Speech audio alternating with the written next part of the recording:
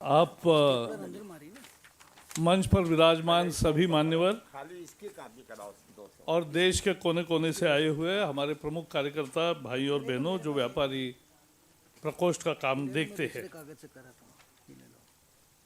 मुझे खुशी दो बात की हुई।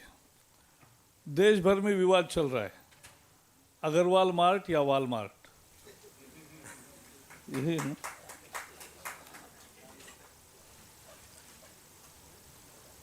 तो अभी हमें अध्यक्ष जी ने दिया हमें एक तोहफा मोमेंटो। मैंने खोल कर देखा, वो गणेश जी की प्रतिमा है, बहुत सुंदर है।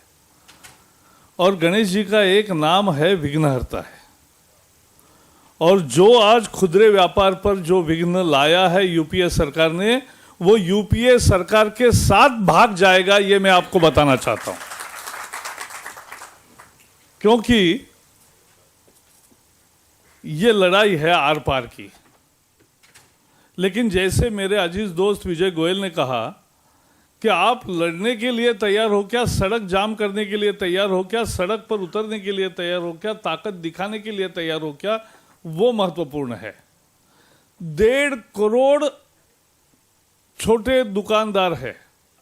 और समझो, ये केवल किराना माल दुकानदारों की लड़ाई नहीं है, इसमें हर कोई छोटा दुकानदार है। हर कोई छोटा दुकानदार है, वो स्टेशनरी बेचने वाला हो, वो छोटा कपड़ा बेचने वाला दुकानदार हो, या वो छोटा जूता बेचने वाला हो, ये सबकी लड़ाई है। क्योंकि वहां सब कुछ मिलने वाला है और तबाह सब कुछ होने वाले हैं। तो ये लड़ाई किराना दुकानदारों की लड़ाई सीमित मत रखो, ये लड़ाई सबकी है। जो भी छोटा दुकानदार है उसकी लड़ाई है, किसान की भी लड़ाई है। लेकिन आज मुख्यतः हम छोटे दुकानदार की लड़ाई को देख रहे हैं कि क्या होगा, उस पर क्या परिणाम होगा। और इसलिए पहले मुझे ये बताओ, ऐसा क्या नया है? यानी वो बोले एफडीआई रिटेल आएगा तो बड़ी नई टेक्नोलॉजी आएगी। मैंने कहा अभी तो देश 120 करोड़ का है, पूरे यूरोप से ज्यादा हमारी आबादी है। यहां तो किसी को किराना माल या छोटे दुकान कोई कमी नहीं है, जो भी चीज चाहिए वो मिल रही है। तो ऐसी क्या नया तकनीक है कि जो वहां से लाना चाहिए? हाँ, विमान हवाई जहाज बनाने का है, नहीं हम बना सकते, उसका एफडीआई आएगा, स्वागत है। हमें जहां लागत की जरूरत है, वहां सड़क है, बिजली है, बंदरगाह है, बाकी निर्माण है, उसमें विदेशी निवेश आए, कोई चिंता नहीं। उसके सिर्फ रूल क्या बनाते हैं वो हम देखेंगे। तो ऐसा नहीं कि भारतीय जनता पार्टी एफडीआई का विरोध करती है, लेकिन एफडीआई रिटेल का विरोध करती है क्योंकि वो जनता के और देश के विरोध का कदम है और ये विदेशी ताकत के लिए किया गया है। और जैसे नरेंद्र मोदी जी ने कहा वो सही है कि हमारे प्रधानमंत्री पूरे 4 साल बेचारे रहते हैं, लेकिन जब अमेरिका का चुनाव आता है, 2008 में आया था, तब उन्होंने न्यूक्लियर डील किया था। अब 2012 में है तो वो ये एफडीआई रिटेल कर रहे हैं। तो उन्होंने एक सवाल सीधा पूछा कि आप 4 साल एकदम बेचारे रहते हो, एकदम एक बार सिंघम बन जाते हो 4 साल में, वो क्यों? और सिंघम भी देशवासियों के लिए नहीं बनते, अमेरिका और विदेश के लिए बनते हो, ऐसा क्यों करते हो? यह सवाल है। यह हमारी जरूरत नहीं है, हमें क्या जरूरत है? हमें क्या, ऐसा कौन ग्राहक कह रहा है कि हमें जो चीज चाहिए नहीं मिल रही है? वॉलमार्ट को तो 30-40 किलोमीटर दूर जाना पड़ेगा, यहां तो नजदीक है, 30-40 कदम बढ़ाते ही दुकान मिलता है। यहां भारत में कम से कम दिल्ली में, नई दिल्ली में मैं रहता हूं, तो यहां तो बाजार एकदम आम तरीके से नहीं, लेकिन मैं पुणे से आता हूं या मुंबई में है, वहां बिल्डिंग के नीचे उतरे की दुकानें हैं, तो किसी को दूर जाना पड़ता ही नहीं, अपने गली में सब कुछ मिलता है। तो जो आज मिल रहा है उसमें किसी को दिक्कत नहीं है, उसमें विदेशी पूंजी लाने की और विदेशी दुकानदारों को बुलाने की क्या जरूरत है? ये पहला मुद्दा है। देखो, ये जरूरत हमारी नहीं है, उनकी है। यह जरूरत उनकी इसलिए है क्योंकि यूरोप में और अमेरिका में एक आर्थिक संकट 2008 के बाद आया है और 2008 के बाद वहां की खरीद कम हुई है। वहां पहली दफा, पहले लोग वहां क्या करते थे, सारा क्रेडिट कार्ड, किराना दुकान में भी जाएंगे तो क्रेडिट कार्ड ही देते हैं, ब्रेड भी लाएंगे तो क्रेडिट कार्ड देते हैं। वो तो क्रेडिट कार्ड से बसी हुई जिंदगी है उनकी। और केवल उतना ही नहीं, उनके साथ ये भी है कि वो जितना 100 रुपये आया है तो 130 रुपये खर्च करते थे। सेविंग वेविंग कुछ नहीं करते, जितना मिल रहा है उससे ज़्यादा खर्च करेंगे क्योंकि किराए किस्तों में देंगे। ये वहाँ की रीत है जीवन की। 2008 के बाद वहाँ एकदम लोगों के मन पूरे संकटग्रस्त हो गए और उनको लगा कि अब कुछ सही नहीं है। बहुत लोग डूब गए, लोगों को घर छोड़ना पड़ा, लाखों लोगों को किस्त चुका नहीं पाए, लोग बेरोजगार हुए और इसलिए अब दुकान में जाने पर भी वो बहुत कम खर्चा करते हैं। तो पहले जो आदमी 1 लाख रुपए का माल लेता था वो अब 25,000 रुपए का लेने लगा। वहां की यह स्थिति हो गई है। हर दुकानदार का वहां जो ये दिन का कैश कलेक्शन होता है वो कम हो गया। क्यों हो गया? क्योंकि पहली दफा अमेरिका और यूरोप के लोग सेविंग करने में जुट गए हैं कि भाई कोई बहुत भारी संकट आएगा तो हमारे पास पैसा बचना चाहिए। और बहुत लोगों के जॉब्स गए तो वो पैसा खर्च नहीं कर सकते, इसलिए वहां के दुकानदारों की चिंता है कि अब उनका धंधा कम हो रहा है, इसलिए उनको जहां धंधा अच्छा चलेगा उस बाजार की जरूरत है और वो भारत को बाजार के रूप में देखते हैं और इसलिए उनकी जरूरत है यहां आने की, हमारी जरूरत नहीं है उनको बुलाने की। लेकिन ये काम वो कर रहे हैं। अच्छा, इसमें सरकार, मनमोहन सिंह की सरकार तो हद हो गई। पहले एफडीआई रिटेल का निर्णय लिया था, उस समय ममता ने विरोध किया, फिर उसको रोक दिया। रोकते समय अनाउंसमेंट किया पार्लियामेंट में यह कहा, प्रणब मुखर्जी थे वित्त मंत्री लोकसभा में और आनंद शर्मा व्यापार मंत्री है, वाणिज्य मंत्री है, वो राज्यसभा में। उन्होंने दोनों ने आश्वासन दिया कि अब हम एफडीआई को स्थगित करते हैं और एफडीआई रिटेल, चूंकि देश के बहुत सारे लोगों का, किसानों का और व्यापारियों का, सबका, दुकानदारों का प्रश्न है, इसलिए हम अगर लाएंगे तो पहले चर्चा करेंगे, ऑल स्टेक होल्डर्स। तो हमारे लोगों ने पूछा किससे? सभी व्यापारी संस्थाएं, उनसे बात करोगे कि नहीं? हाँ करेंगे। सभी राज्यों से बात करोगे कि नहीं? बोले हाँ राज्यों से करेंगे। सभी राजनीतिक दलों के साथ करोगे कि नहीं? उन्होंने कहा करेंगे। यानी संसद में उन्होंने आश्वासन दिया, वचन दिया कि यह निर्णय अगर फिर से करना है तो हम व्यापारी संस्थाओं से भी बोलेंगे, किसान के प्रतिनिधियों से भी बात करेंगे, राजनीतिक दलों से बात करेंगे और राज्यों से भी बात करेंगे।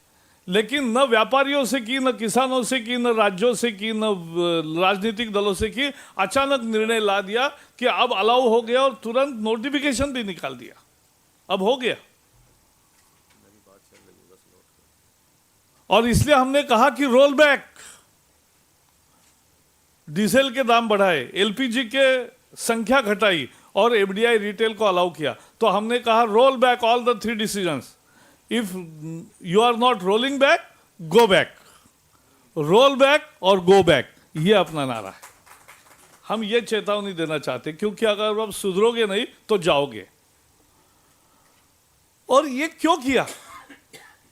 ये इसलिए किया कि ये सरकार पूरी भ्रष्टाचार में डूब गई है। लोग उनको पत्थर मार रहे, आने नहीं दे रहे, लोग घूम नहीं सकते कांग्रेस के। लोगों के दरवाजे में जाकर कोई बोल नहीं सकता क्योंकि घर की गृहिणी है, वो कह रही है 1,000 रुपए का एलपीजी तुम्हें मारूंगी। 1,000। अभी देखो अक्टूबर, नवंबर, दिसंबर में तो 300-400 रुपए में सिलेंडर मिलने वाले आपको, लेकिन जनवरी, फरवरी, मार्च में आपको 1,000 रुपए, 1,100 रुपए या 1,200 रुपए के दाम देने पड़ेंगे एक एक सिलेंडर को। तो लोग बड़ा गुस्सा है। महंगाई पहले ही बढ़ी है, महंगाई को लगाम लगाने में अर्थशास्त्री प्रधानमंत्री विफल रहा है और इसलिए महंगाई का गुस्सा है, बेरोजगारी बढ़ रही है। इसी में ये एफडीआई का रिटेल और डीजल का दाम बढ़ाना, ये सब निर्णय किया और गैस का भी किया। और ये क्यों किया? क्योंकि लोग इसी की फिर चर्चा करने लगे। हम अभी आज देश में जाएंगे तो चर्चा हो रही, लेकिन इनका कोयला घोटाला हमने निकाला था और आज भी जिंदा है, वो रखेगा, ये प्रधानमंत्री की कुर्सी ले जाएगा, ये मैं आज बताता हूं। अगर 89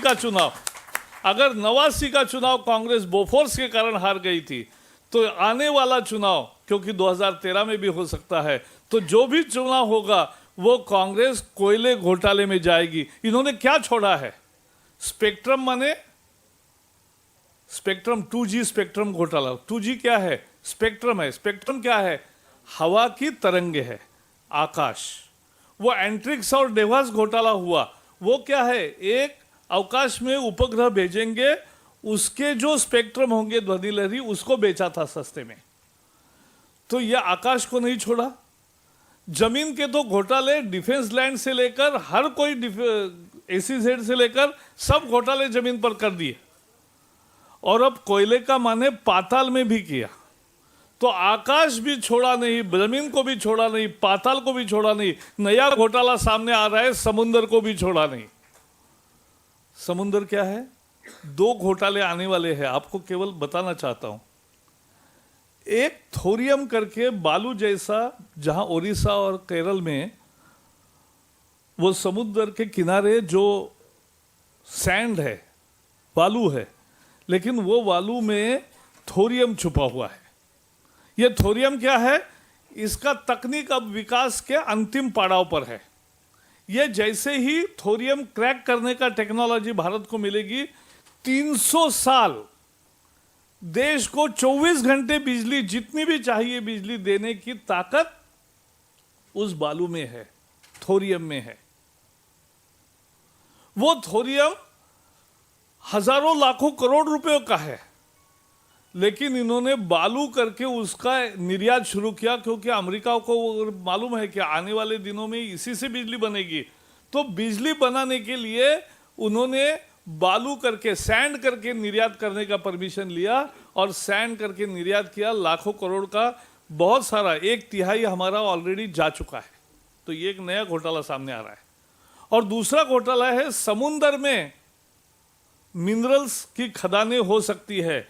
समुद्र में जो अंदर नीचे जमीन है, उस जमीन में खुदाई करने के बाद नए नए खनिज मिलेंगे, तो उसके ब्लॉक्स का आवंटन में भी उन्होंने वही धांधलियां की है। तो न आकाश छोड़ा, न जमीन छोड़ी, न पाताल छोड़ा, न समुद्र छोड़ा, जल स्थल जहां भी मिले वहां खाने का काम इन्होंने किया। तो लूट ऐसी किसी ने नहीं की। और अब तो उसके ऊपर दामाद घोटाला भी आ गया। ये कम था, इसलिए अब ये भी साफ हो गया कि दामाद घोटाला। तो ये लूट के कारण और महंगाई के कारण जनता में बहुत आक्रोश था। उस विषय को बिगाड़ने के लिए, उससे ध्यान बांटने के लिए, उससे ध्यान हटाने के लिए कांग्रेस ने ये लाया है। ये मैं जो मुद्दे बता रहा हूं वो थोड़ा थोड़ा लिखो, क्योंकि ये लोगों को बताना है कि ये अभी क्यों लाया। एफडीआई रिटेल बंद किया था, चर्चा का आश्वासन दिया था, फिर क्यों लाया। डीजल का एकदम 5 रुपए क्यों बढ़ाया, एलपीजी की संख्या कम क्यों की। इसमें राजनीति है। राजनीति यह है कि लोग, और एफडीआई इंश्योरेंस लाया, एफडीआई पेंशन में लाया, गाढ़ी कमाई मजदूरों की। आपके पास जो 20 जहां मजदूर है, उनका जो प्रोविडेंट फंड जाता है वो पेंशन फंड में जाता है। वो पेंशन फंड में जाने वाला वो विदेशियों के हाथ सौंपेंगे, वो शेयर मार्केट में लगाएंगे, मजदूर की कमाई खाक हो जाएगी। जब रिटायर होगा तो कफलक होगा। तो इसलिए ये ऐसे सारे निर्णय लिए कि उसी पर झगड़ा शुरू हो, तो लोगों का ध्यान हटेगा महंगाई से और लोगों का ध्यान हटेगा इनकी लूट से, भ्रष्टाचार से। लेकिन हम सरकार को बताना चाहते हैं, हम आपके जन विरोधी इन फैसलों का तो विरोध करेंगे ही न, लेकिन लूट से और महंगाई से ध्यान नहीं हटेगा, क्योंकि लोग रोज भुगत रहे हैं। और इसलिए आपको अब जाना ही बाकी है। जब भी चुनाव करोगे, गद्दी छोड़ो, देश बचाओ, कांग्रेस हटाओ, देश बचाओ, ये बताना पड़ेगा। यही सबकी थी।